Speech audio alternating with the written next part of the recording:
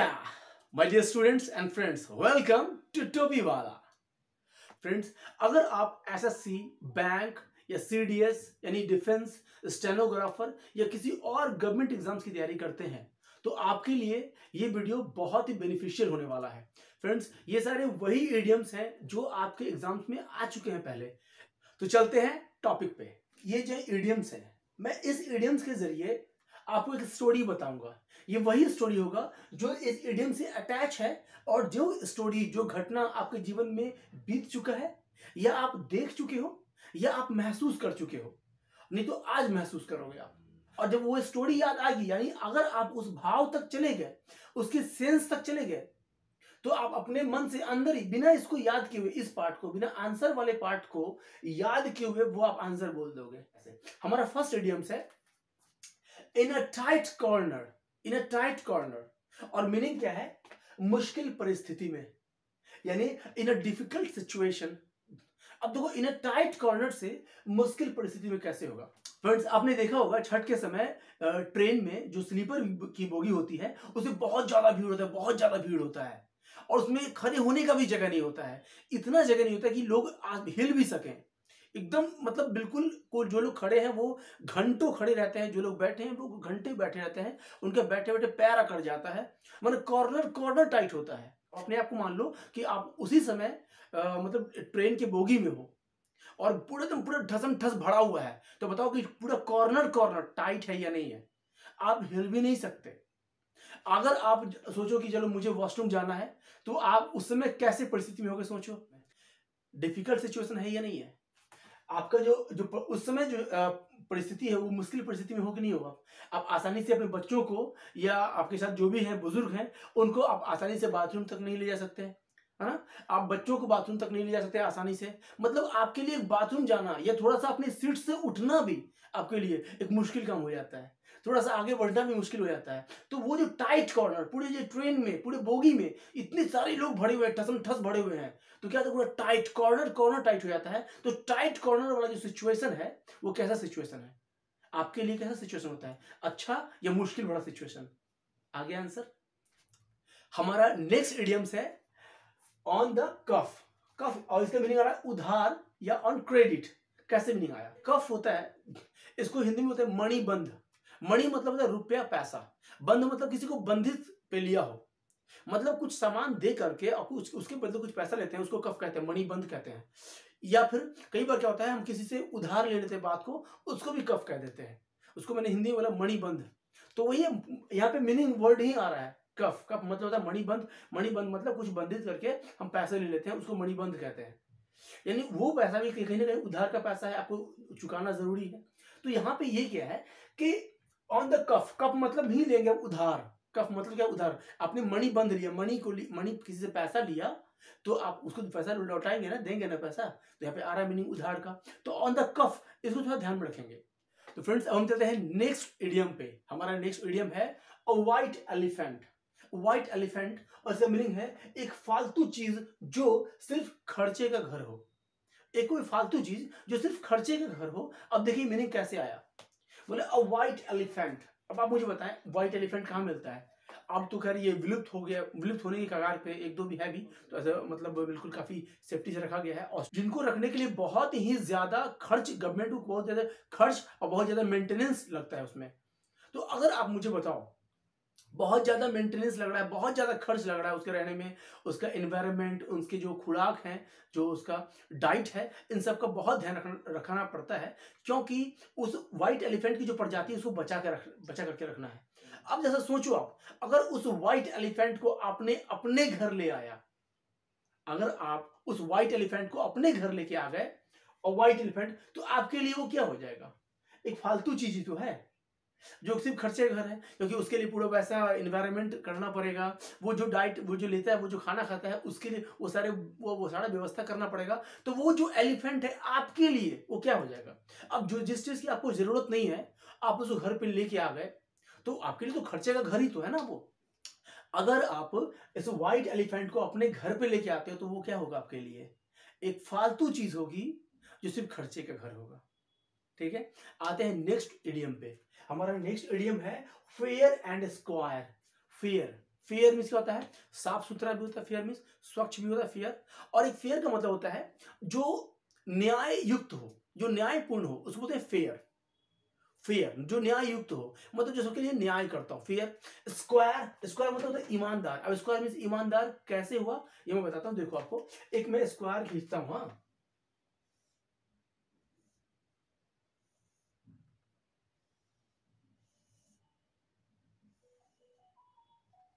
एक स्क्वायर है। हाँ, एक स्क्वायर है।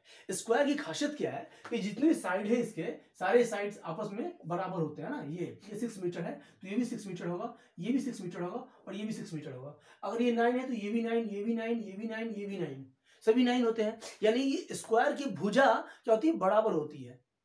ये कोई एक ना कोई ज्यादा बड़ा होगा, ना कोई ज्यादा छोटा होगा, ना ज्यादा कोई पतला, मतलब ऊंच नीच भेदभाव आपस में नहीं है। मतलब कि ये सब तरफ से क्या होता है, बराबर होता है। ये सब तरफ से स्क्वायर क्या होता है, सभी तरफ से क्या होता है, बराबर होता है। इसका मतलब कोई ऐसा व्यक्ति, अब इसको व्यक्ति से लेते हैं, अगर कोई व्यक्ति जो सबके लिए बराबर है, जो सबके लिए बराबर है, जो सबके लिए, किसी के लिए ऊंच नीच भेदभाव नहीं करता है, और कोई ऐसा व्यक्ति है, तो आप मुझे बताओ कि वो व्यक्ति के अंदर ये स्क्वायर वाला नेचर है कि नहीं है? नहीं है। और उस आदमी को बोलेंगे, नहीं बोलेंगे, बड़ा ईमानदार व्यक्ति, बड़ा अच्छा व्यक्ति है, और वो काम करेगा तो ईमानदारी पूर्ण कार्य करेगा वो। तो वहीं से यहां पे आया फेयर एंड स्क्वायर। स्क्वायर से लेंगे उसके नेचर पे, कि अगर कोई कोई व्यक्ति स्क्वायर नेचर का है, मतलब कैसा नेचर का होगा, आगे आंसर है पे ईमानदार। हमारा नेक्स्ट इडियम है no love lost. No love lost और मीनिंग है दुश्मनी। दुश्मनी देखो यहाँ पे बिल्कुल मीनिंग नहीं मिल रहा है। नो लव लॉस्ट, यहां बोल रहे नो लव लॉस्ट, मतलब प्यार नहीं है, प्यार खत्म नहीं हुआ है। नो लव लॉस्ट मतलब प्यार खत्म नहीं हुआ है। तो अगर प्यार खत्म नहीं हुआ है तो दुश्मनी कैसे होगा? नहीं, कभी नहीं हो सकता है। लेकिन मुझे यहां तक आंसर तक पहुंचना है, इसके लिए अपना दिमाग यूटिलाइज करना पड़ेगा। तो मैं क्या किया, इसके बीच में एक कॉमा डाल दिया। अब पढ़ते हैं इसको। हाँ, बोले नो लव, प्यार नहीं है, क्या हो गया, लॉस्ट, खत्म हो चुका है। प्यार नहीं है, प्यार नहीं है, खत्म हो चुका है।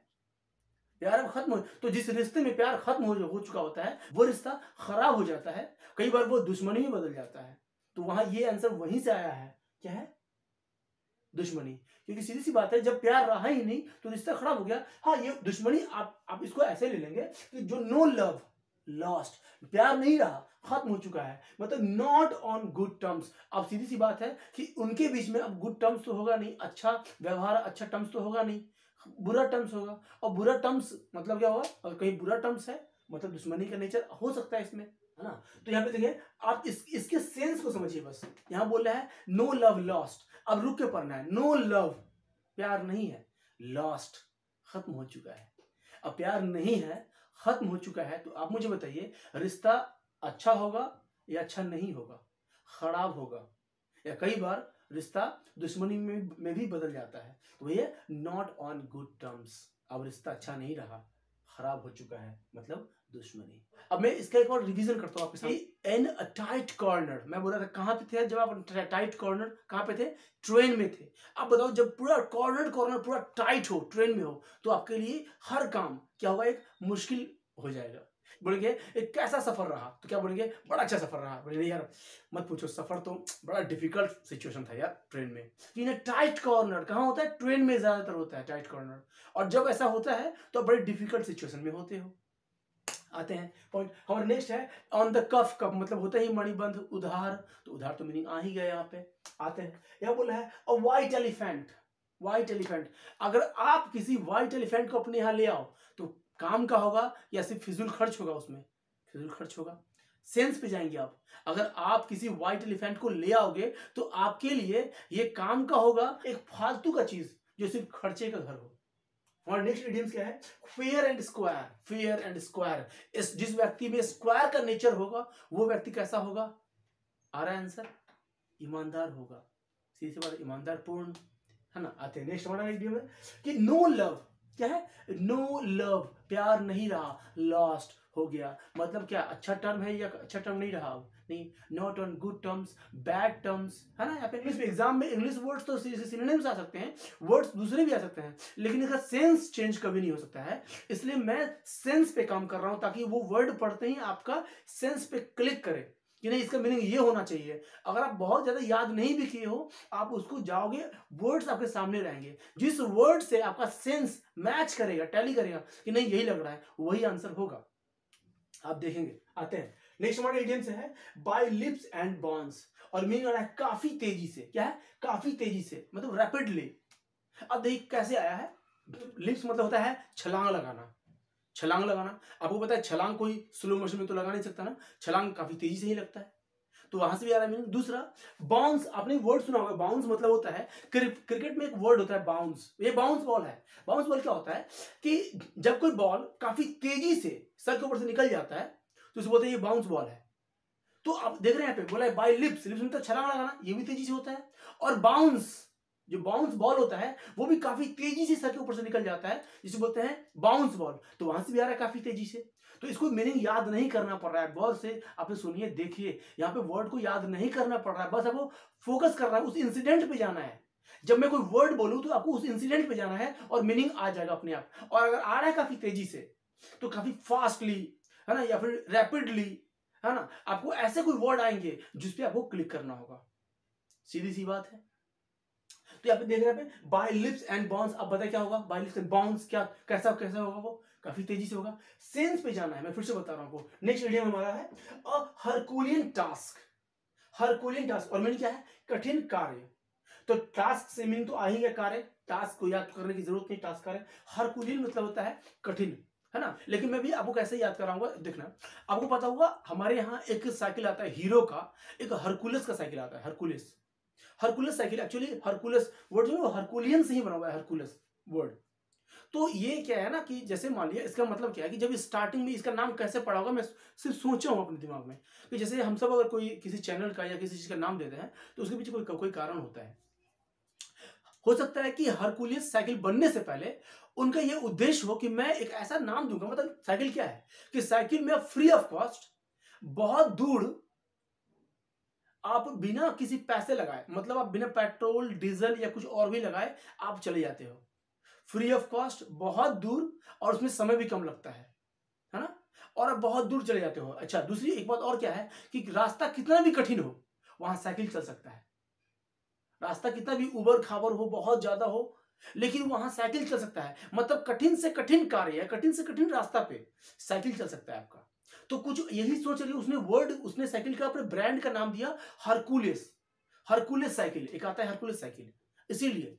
तो हरकुलिस मतलब क्या होता है? जो कठिन से कठिन कार्य कर दे, या कठिन से कठिन, वही आ रहा है ना, कठिन से कठिन रास्ते पे चल सके और कठिन से कठिन कार्य कर दे। तो यहां आ रहा है कि नहीं, हरकुलिस का मतलब कठिन, इसलिए हरकुलिस का मीनिंग भी होता है कठिन। लेकिन मैं आपको सेंस पे ले गया हूं कि अगर हरकुलिस साइकिल का किसी ने ब्रांड का नेम दिया है तो कहीं ना कहीं कारण यही होगा। मीनिंग आ रहा है कठिन, मतलब ये कठिन से कठिन कार्य कर देगा आपका, वही है हरकुलियस टास्क। तो हरकुलियस का सेंस क्या रहा है? कठिन से। तो आगे हरकुलियस टास्क यानी हरकुलियन टास्क, मतलब कैसा कार्य होगा? कठिन कार्य। It's will roll. Heads, head मतलब क्या होता है? सर, लेकिन ये बोला है हेड्स मतलब बहुत लोगों का सर है। हेड्स विल रोल, दिमाग घूम गया है, मीनिंग क्या रहा है? हेड्स विल घूम जाएगा, फ्यूचर विल गाएगी, फ्यूचर रोल भी होता है घूम जाना। अगर बहुत सारे लोगों का दिमाग घूम जाएगा अचानक तो क्या हो जाएगा? देखो मीनिंग, बहुत सारे लोगों का नौकरी से बर्खास्त हो जाना। पता है आपको, जब बहुत ज्यादा लोग एक ही बार में नौकरी भी छोड़ देते हैं या स्ट्राइक पे आ जाते हैं, क्यों? क्योंकि हेड्स विल रोल, मतलब कि उनका दिमाग घूम गया है, अब वो उनकी किसी की बात सुनने वाले नहीं है। अब उनकी जो डिमांड है, जो उनका जो मांग है ना, वो पूरा होना ही है कि भाई सैलरी बढ़ा दो, या छुट्टियां दो, या फिर पीएफ डीएफ दो, या फिर पेंशन, कुछ भी ऐसा, जो इंश्योरेंस वगैरह, बहुत सारी कंपनियां जो इंश्योरेंस नहीं करवाती अपने स्टाफ की। तो सीधी सी बात है कि यहाँ पे आप देख रहे हो कि यहाँ पे अगर लोगों का क्या होगा? हेड्स विल रोल हो जाएगा। अगर सबका, सारे स्टाफ का दिमाग घूम जाएगा तो क्या होगा? या तो स्ट्राइक पे आ जाएंगे, लड़ाई करेंगे, हंगामा करेंगे, या नौकरी से बर्खास्त, नौकरी से रिजाइन कर देंगे। है ना, बर्खास्त वहां पे, या फिर बहुत लोगों को नौकरी से बर्खास्त किया जाता है, ऐसा भी होता है। तो हेड्स विल रोल, जब दिमाग घूम जाता है तो बहुत सारे लोगों को नौकरी से बर्खास्त कर देते हैं या होना। Made a clean breast, made a clean breast, clean मतलब मेड होता है करना, बनाना, ऐसा करना भी होता है। और क्लीन मतलब होता है साफ, और ब्रेस्ट मतलब होता है सीना या छाती, ब्रेस्ट मतलब। अब देखो यहाँ पे बोल रहा है मेड अ क्लीन ब्रेस्ट, और मीनिंग क्या आ रहा है कि दिल की बात बता देना या अपराध स्वीकार कर लेना। तो मैं बताता हूँ, दिल की बात, अगर अपराध स्वीकार कर लेते हैं कि हाँ भाई मुझसे ये गलती हुई है, तो दिल की बात तो बता ही दिया ना। ब्रेस्ट मतलब छाती होता है या सीना होता है। यहाँ पे ब्रेस्ट क्यों आया, एक चीज मैं बताऊंगा, चेस्ट क्यों नहीं आया। चेस्ट मीन्स होता है छाती, पुरुषों के लिए चेस्ट यूज करते हैं और महिलाओं के लिए ब्रेस्ट यूज करते हैं। यहाँ ब्रेस्ट क्यों आया, चेस्ट क्यों नहीं आया। आप गौर से देखना कि कई बार क्या होता है कि जैसे आप देखे भी होंगे बस में या फिर ट्रेन में या फिर कहीं पार्क में भी, ऐसा अगर दो जेंट्स है अनजाने लोग, तो वो लोग बैठे रहेंगे, बात नहीं करेंगे। दो क्या, 4 हो, 5 हो, 7 हो, 8 हो, 10 हो, ये लोग आपस में खुद से मतलब रखते हैं, एक दूसरे की बात नहीं करते हैं। लेकिन वहां पे दो लेडीज अगर है, वहां पे दो लेडीज हैं, दो वुमेन है, दो फीमेल है, दो महिलाएं हैं अगर वहां पे, तो वो बहुत ज्यादा देर तक चुप नहीं रहते हैं।